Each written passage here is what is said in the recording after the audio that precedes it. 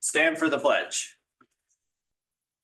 I pledge allegiance to the flag of the United States of America and to the republic for which it stands, one nation, under God, indivisible, with liberty and justice for all. 3.0 is to approve the meeting agenda. I'll make a motion to approve the agenda. I second. Okay, any discussion? All those in favor? Aye. Aye. Opposed? Agenda is approved. 4.0 is our acknowledgements and recognitions. We don't have anything specifically slated for that tonight, except for I would just have an impromptu acknowledgement to the start of the school year. Best of luck to the team here in the building. All right, 5.0 is our recognition of visitors and community comments. Community comments is an opportunity for the public to address the school board on an item included in the agenda in accordance with the guidelines printed at the end of the agenda. We don't have anyone signed up this evening for community comments. We'll just welcome everybody to our August 2025 business meeting. So thanks for joining us here, either in the room or online or in the future online. All right. 6.0 are our reports. 6.1 is the principal's report. Mr. Belangi. All right, good evening, everybody. And yeah, as you said, here we go. This is kind of the really busy week for me specifically. And then next week we got things planned and it's the teachers' time to get kind of the prep done and ready to go. But the fun thing that's happened this week is we've had our new teachers in the building. Brought them in yesterday. And Jens, Lacey, and I spent the morning with them, working on some kind of school culture, building culture stuff with them. And in the afternoon, they all have been paired up with a mentor teacher. That's going to be their go-to teacher partner this school year. And then today we gave them a head start on unpacking curriculum for all their different classes. And so we had some other teachers coming in, curriculum chairs, people who teach in the same topic area to kind of really help them start preparing for the curriculum piece. And the whole goal has been to create a support team for all of our new teachers of multiple people in the building that they can lean on and go to in this first year. And then tomorrow, we're actually going to take them on a community tour. And we've got a number of sites that we're visiting with them to connect them with all the different community resources that we have here. Talk about we're going to the art colony, North House, Cook County Higher Ed, and then taking them up to WTIP. Those are the areas in town that really do a lot with the school. And so we would just really want to make those connections right away for our new staff. So they're thinking about those things as opportunities come up. And for our middle and high school students right now, activities have started. We've got a home volleyball game tonight that's going on right now.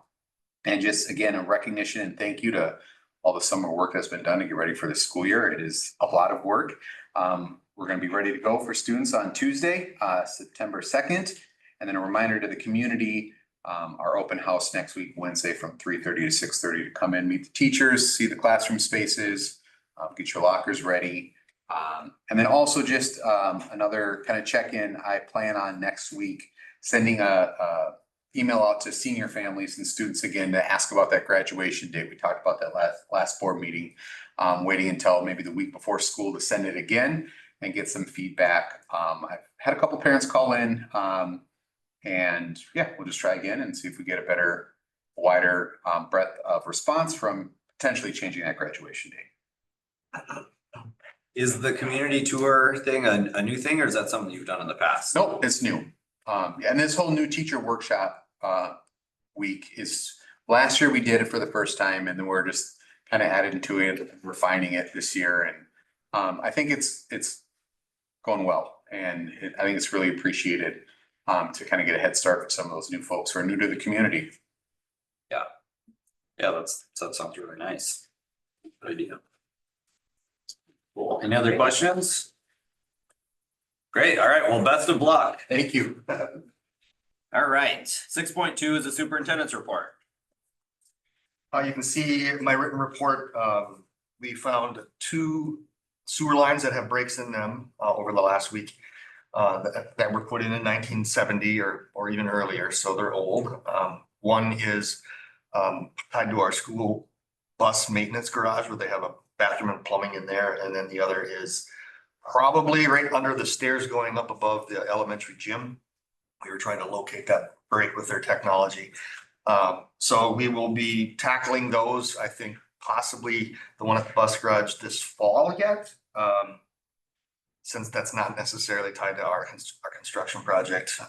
And then the one that's over by the elementary gym, we'll probably have to tackle when we're doing construction over there, when we're already gonna be in there and doing some work. So not surprising for a building this age to see some of that, but glad we found it. And then the other thing I wanted to highlight, in addition to what Josh shared about a new teacher training this week, next week will be in all 4 days will be professional development. We've got kind of a routine where Monday we do a welcome back and, kind of celebrate the strategic plan, where we're headed as a system, culture, that kind of stuff. Give teachers afternoons to do prep time to get ready, their classrooms ready.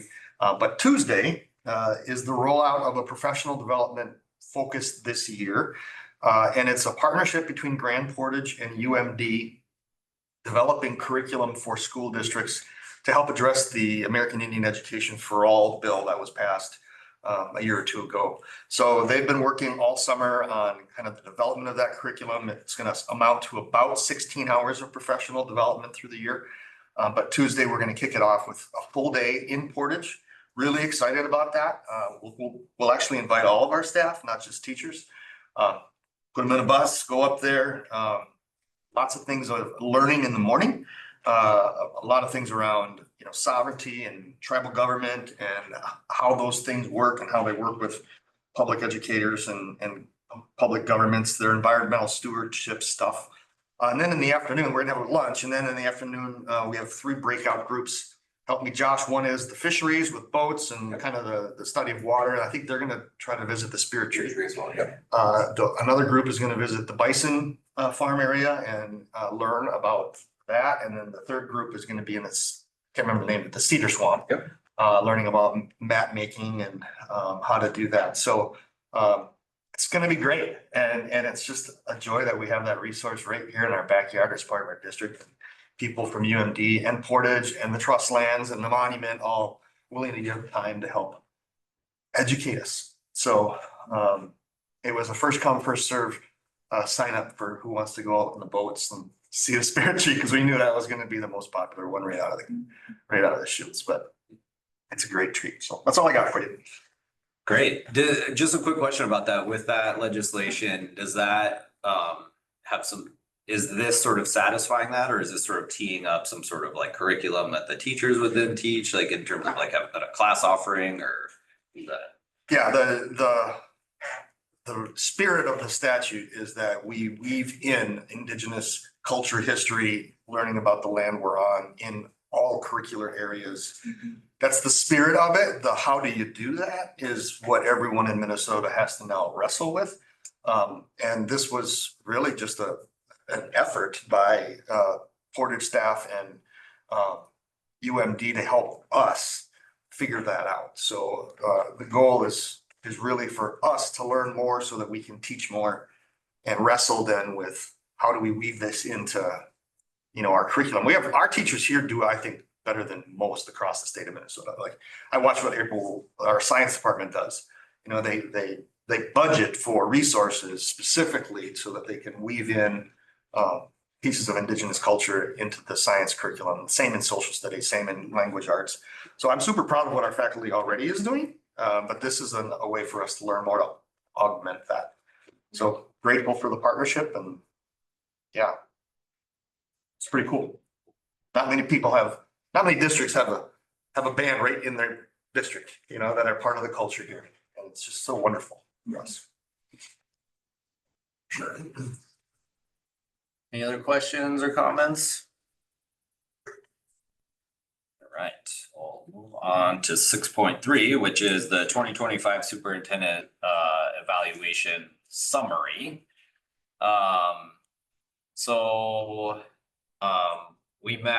The board met on August 7th in closed session for the superintendent's annual performance review. So we're required by statute to provide a summary of that review here at the next meeting. So I'll provide that quick summary here now. So the board was very pleased with Superintendent Lindholm's performance this past year. He's excelled in managing the district's finances, keeping Cook County schools operating in the black, one of only school districts in the state with a balanced budget. He's excelled in attracting, retaining, and developing the staff of the district and overall management of the organization. The board will continue to work with Superintendent Lindholm on strategies and standards for effective and positive communication with school district stakeholders. School board's very satisfied with the performance of Superintendent Lindholm and the many positive impacts he's had on the district this past year. And we look forward to continuing our partnership of bringing the best possible educational experience to the youth of Cook County. All right. 7.0 is our consent agenda. Could I, Yes, so I didn't make it to that meeting, I'm sorry, but sure. did we change any of the things that we're evaluating for next year? Thank you for the follow-up question. So we have on our to-do list, probably next month, is to circle up on this topic again and come up with goals for the next year. Yep, that we'll agree upon and kind of evaluate against next year. Yep. Good. Yep. This year was a little less defined in that regard, in terms of like the specific elements that we've done in the past. Right. So it's more of a general overview. Okay, So, but yeah, so we'll go back to the MSBA yep, thing again and choose which elements we want. yep. So that's homework for us and for the superintendent, and we'll come back to that at probably our next September meeting. Okay. Yep. Thank you. And then we'll start the process again from there. Yep. Thanks for the answer. Okay, so 7.0 is the consent agenda. Is there anything that needs to be pulled for further discussion? If not, we just need a motion. I motion to accept the consent agenda. I'll second. Okay. All those in favor? Aye. Aye. Those opposed? All right, consent agenda is adopted. 8.0 are a discussion and action items. 8.1 is to accept the expenditure and revenue report for July of 2025. We've got it linked to the packet and got our business manager, Ms. Oberg. Hello. Hello, On you. I'm well. Sorry, I'm a few minutes late. I had to run to the store and get back. Okay, so this is the season when our expenditure revenue report starts to look a little bit wonky because I haven't closed out last year yet. And so it runs together with current year activity. So if we're looking at the highlighted numbers, right now it appears that our revenues are well above our expenditures, but I know that there's still expenditures coming in for last year. So I'm sorry that it's kind of messy, but that's just where we're at right now. As I finalize, like I'm still getting a few trickling bills, like from the NLC, they always, our sped co-op, they always send us bills late. And so, it's just kind of their finalizing of their year as well. So, hopefully next month I will be able to isolate most of 2025, fiscal year 25 activity, and we'll have a better look at how we ended the year. With that said, I think we're still probably gonna end the year within good reason. You know, we were shooting for a balanced budget, maybe a slight deficit, but I think we're gonna, as it shakes out, I think we're gonna look okay. And as we move into this next budgeted year, I think our budget was maybe a deficit of, or a overspend of less than 200,000. And I think that was mostly of restricted and assigned funds. So equally a balanced budget was our goal. So as we move into this next fiscal year and the school year starting, yay, money.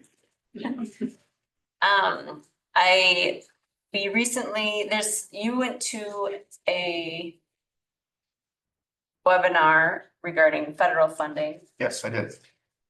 So as we learn more about kind of moving forward, I think fiscal year 26, we're pretty fine as what we're getting. But as we move into future fiscal years, what that looks like, we still don't really know. So we just kind of keep on keeping on. Yeah, I webinar on the federal reconciliation bill, which was just 2 days ago, was not good. All the cuts to the WIC program and Medicaid and Those types. all of that. And if I was in a county administrator seat right now, I'd be sweating bullets because it's gonna affect counties all across the country. But the way that'll trickle that down to us is not only will we have students who are, already in poverty, struggling more, but we will likely see a drop in the number of students that qualify for free and reduced lunch or because they're gonna fall off of WIC or the SNAP program. But that doesn't necessarily mean they don't qualify, but we have to But they don't direct Right. qualify because they're gonna fall off of those rosters. And so in order to get them to qualify, it's gonna require the old paper trail that we had largely steered away from in the last 3 years. So I do think we're gonna see a drop in compensatory revenue as we step into this. But I agree with Teresa. I don't think it'll be fiscal 26. I think it'll be Yeah, 27, 28. almost by design. Yeah, no comment. But I can comment. yeah, so just heads up, we'll keep watching it. We'll learn more as it rolls out. But I mean, the other issue is like for kids that need certain special services, right? If that's tied to Medicaid. Medicaid funding, Yep, reimbursing us for that. MA That's a- billing. That's a real issue. real issue. Like our mental health therapist, her Right. whole revenue stream is through MA billing and Exactly.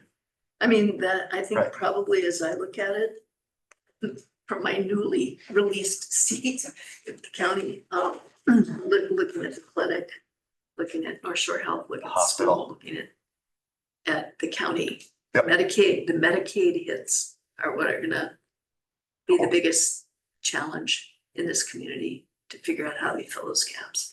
I mean, and like speaking to that piece, we had already kind of started, I in the business office had already kind of seen some of that trickle after COVID, when people weren't still just kind of grandfathered into some of those programs they were dropping off. So I'd already kind of started to see that.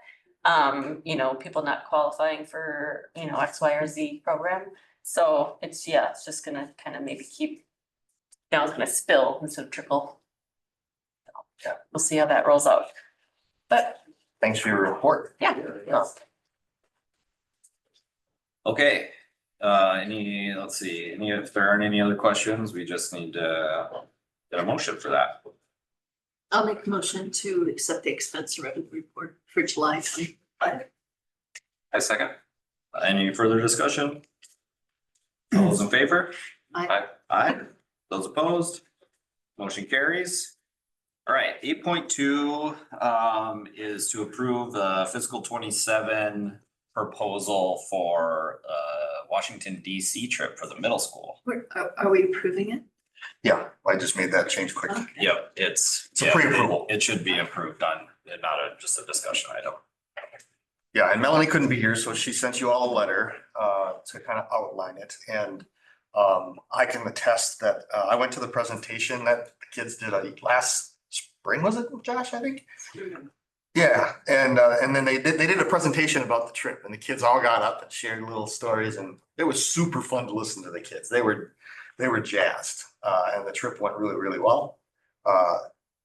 They will miss, the difference between last year and this proposal is they will miss school because we've adjusted our calendar to not really have a full spring break, but yeah, the proposal, you see it in front of you. It's a ballpark of about $2,200 per kid.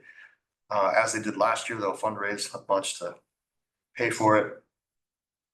Does it still fall over that spring break time period? Honestly, I don't know. I don't think so. I think in the packet there, it said, It says the 21st through the 25th. It is, then, isn't it? Is is that the same week? I think it is, yeah, because I think the 23rd is the first day, that coming weekend. So they'll just miss a few days. Okay, yeah, cool. All right,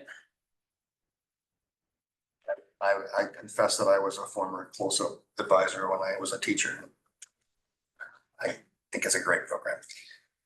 I think it's a great program too. The risk of being political, I'm a little concerned about sending kids into Washington DC.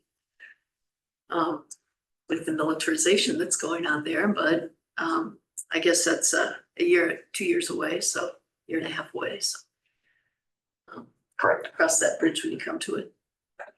But that may affect my thinking about it in the future, whether I think it should be reconsidered. But in theory, I think it's great. Yeah, and I would assume, you know, using this third party to kind of organize and do all the logistics. I don't know what kind of insurance they offer for that if it does become a real issue that they can't operate the program. Then they cancel. Then they would be, yeah. Hopefully not on the hook for that, like if the people have already paid a portion or something. So I think the way, at least like the Costa Rica trip where people are paying over these couple of years in increments, Right. you're like paying into your account. I don't know if it works the same way for this one. Maybe it looks, there's a payment schedule. Does it? Yeah, so that you can kind of spread the cost out. So, Did they miss any school? I mean, I don't, are they there the 25th or they return on the 25th? It says 21 to 25 in her letter. And I just had the calendar up and Looks like, because 25th is a Wednesday, that's the last day of spring break and that, isn't it? Oh, I look at the wrong calendar, no. it's 21 to 25. Well, they might not miss any. Yeah, you're right. 21 is a Saturday and 25 is a Wednesday. okay, So she lined it up. yeah. Originally, she was sitting there and miss school, but Nobody's gonna hear those 2 days. Well, in any case, Come on now. in any case, it's For learning on the trip. It's educational. Oh, yeah, no, I mean, it would be a fine replacement for a school day too. I mean, assuming that like you guys don't think like, well, having a program that gets all the kids out of here when missing school is like, if the recommendation is that's not a good idea. this is an educational I experience. don't have a problem with that. Yeah, if that ends up being the case. Yeah, well, I also think it's a great idea to provide these travel opportunities, get out of Cook County and see the bigger world a little bit and go learn about our government up and close. I think it's awesome. I will always hope and wish that these programs didn't cost as much as they do. Unfortunately, it's so expensive for that, but it's, you know, having been on a trip like this myself, the level of like support that third party provides is Enormous. there's a lot there, so I get it. So, you know.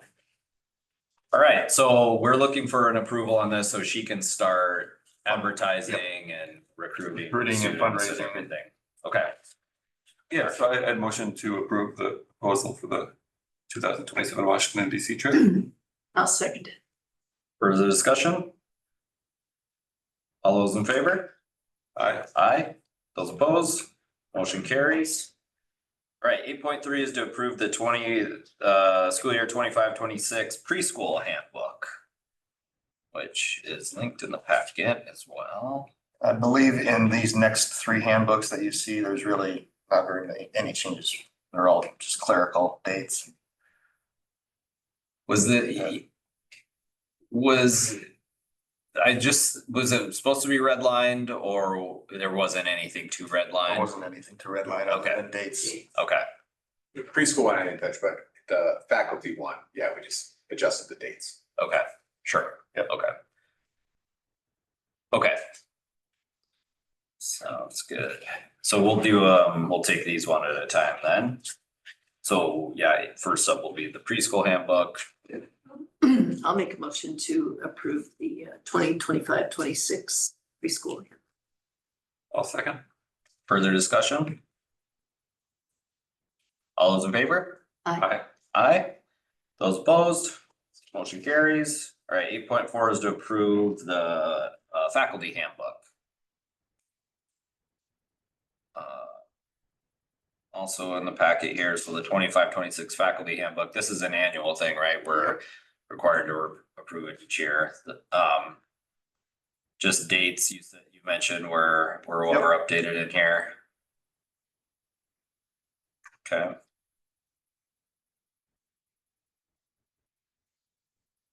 Yeah, I'll motion to approve the faculty handbook. it's your turn. I'll second. Further discussion? All those in favor? I, Aye. Those opposed? Motion carries. All right, 8.5 is to approve the employee handbook. 2025. I'll make a motion to approve the employee handbook for 2025-26. I'll second. Further discussion? All those in favor? I, Aye. Those opposed? Motion carries.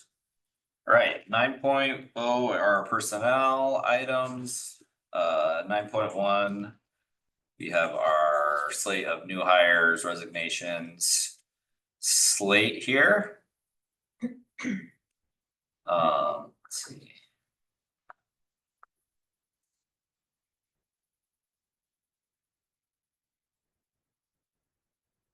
We're excited to see Odin coaching again. yeah, That's awesome. Nice. He did that last fall.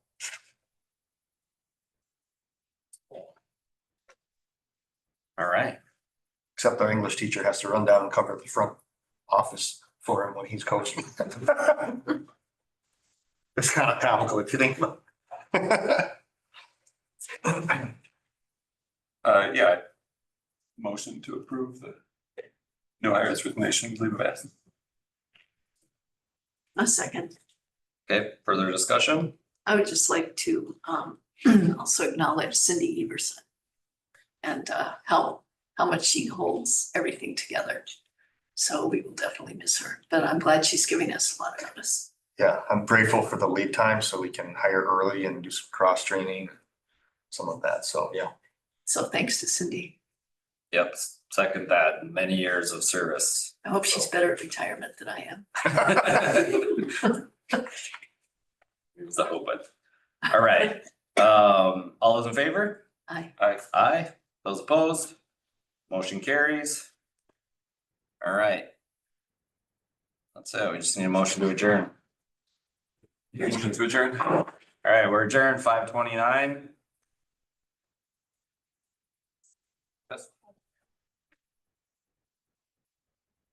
End meeting.